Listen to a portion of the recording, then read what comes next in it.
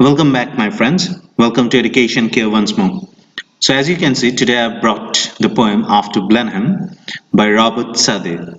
This poem is based on the Spanish Civil War.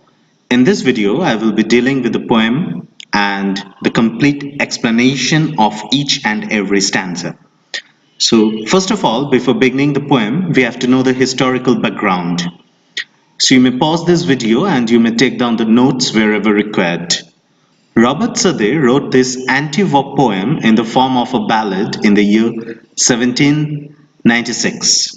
Blenheim is the English name of the German village of Blenheim, situated on the left bank of the Danube River in the state of Bavaria in southern Germany. It is based upon the War of the Spanish Succession, that is from 1701 to 1714.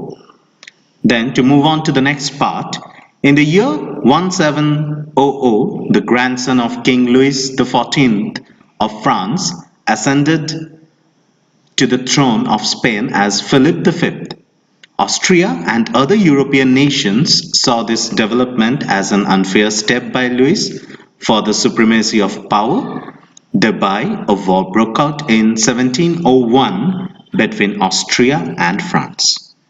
Now let us begin the poem. First answer. It was a summer evening, old Caspar's work was done, and he before his cottage door was sitting in the sun, and by him sported on the green his little grandchild, Wilhelmine. So what do the first stanza mean? It was a summer evening when Caspar may be regarded as a farmer over here, and he had completed his day's work and he was sitting in his cottage door enjoying the setting sun, and near him his grandchildren were playing around. Here sported means playing around. Then in the second stanza we see that Wilhelmine saw her brother Peterkin roll something large and round, which he beside the rivulet in playing there had found. He came to ask what he had found that was so large and smooth and round. So what do we get in the second stanza? Wilhelmine saw her brother Peterkin that he had found something large and round, where beside the rivulet. Rivulet is a part of a small river or may be considered as a brook. Peterkin had found that large piece and round piece while playing, and it was smooth and round in shape. Then let us move on to the third stanza, where we will see what is happening and how the poem is progressing. Old Caspar took it from the boy who stood expectant by, and then the old man shook his head, and with a natural sigh, "'Tis some poor fellow's skull," said he, "who fell in the great victory." So in the third stanza we see that old Caspar took that round, large and smooth object from the grandson's hand, and Peterkin, who was standing there expecting an answer or explanation from his grandfather. And then the old man, he shook his head and he looked a bit of depressed and remarked that it was some poor fellow's skull. Poor means here unfortunate. And it has also been said by Caspar that he fell in the great victory. Fell here means he had died. Then in the fourth stanza we see that I find them in the garden, for there's many hereabout, and often when I go to plough, the ploughshare turns them out. For many thousand men, said he, were slain in that great victory. So this explanation is given by Caspar to his grandchildren. Now he says that he had seen so many of them in the garden and the nearby places which surrounds their cottage. And when he went to plough the land, the ploughshare also digs some of the skulls out from there. Why? Because many thousands and thousands of men were slain in that great victory.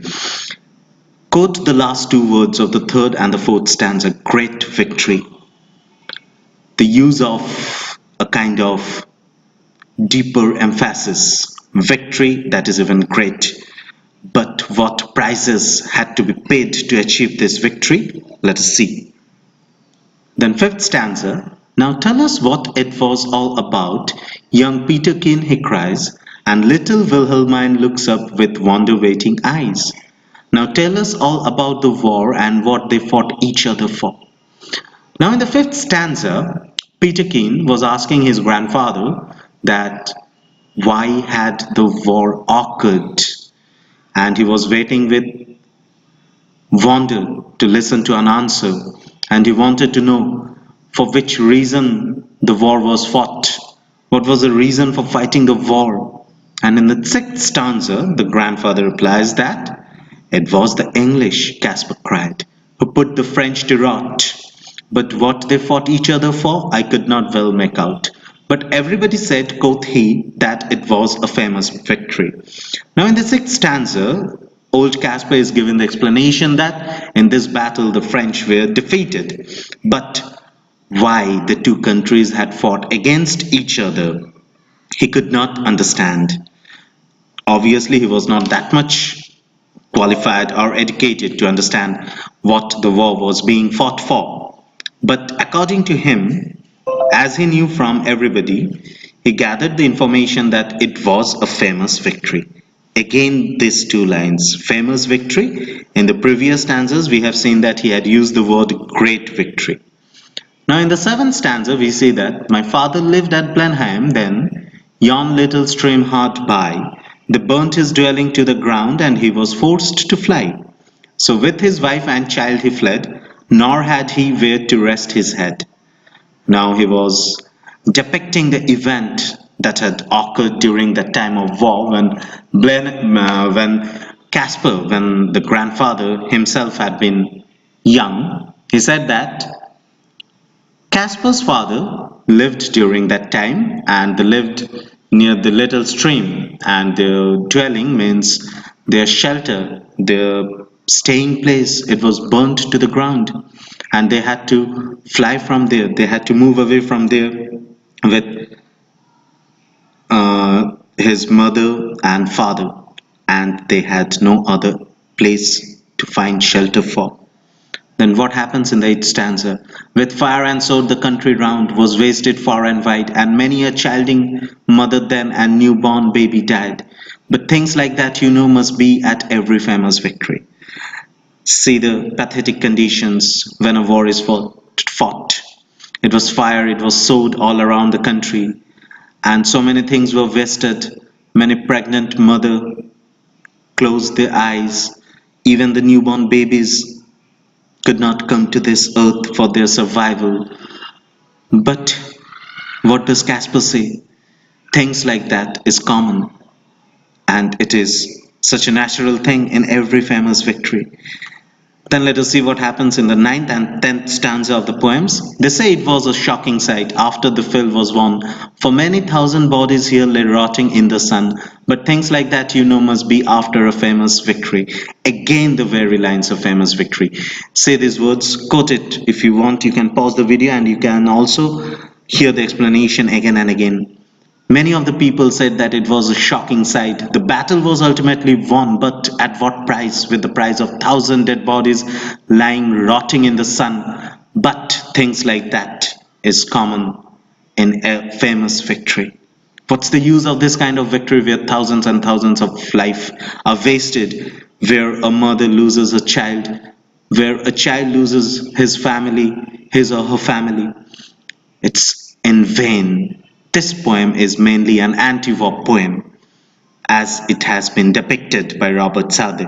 In the 10th stanza, we say that great praise the Duke of Marlborough won and our good Prince Eugene. Why, it was a very wicked thing, said little Wilhelmine. Nay, nay, my little girl, quoth he, it was a famous victory. Even the little child here, Wilhelmine, understands that the war is evil. It's not good. But old Caspar, who was accustomed in that way, and who was habituated to take things in that shape, he replied that it was a famous victory. So that thing was common for him. And the people were praising the Duke of Marlborough and the good Prince of Eugene who had won, who were the winning sides of the war. And then we will move on to the final stanza of the poem. And everybody praised the Duke who this great fight did win. But what good came of it at last, quoth little Peterkin. Why that I cannot tell, said he, but it was a famous victory. So again the line ends on an ironical note, famous victory. Everybody was praising the Duke who had won this fight. But even little Peterkin understood that it had brought ultimately no good and it was of no use. And even Caspar, his old grandfather, was not able to answer him. The only words he was able to say were, it was a famous victory. So we can see the pictures of the war, the destructions, the devastations, the sacrifice of lives, and many, many other things that happens in the war.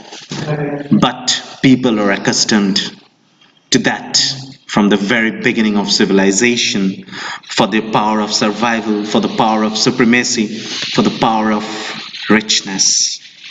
When this attitude will come to an end, my friends and my students, the world will be a better place to live in.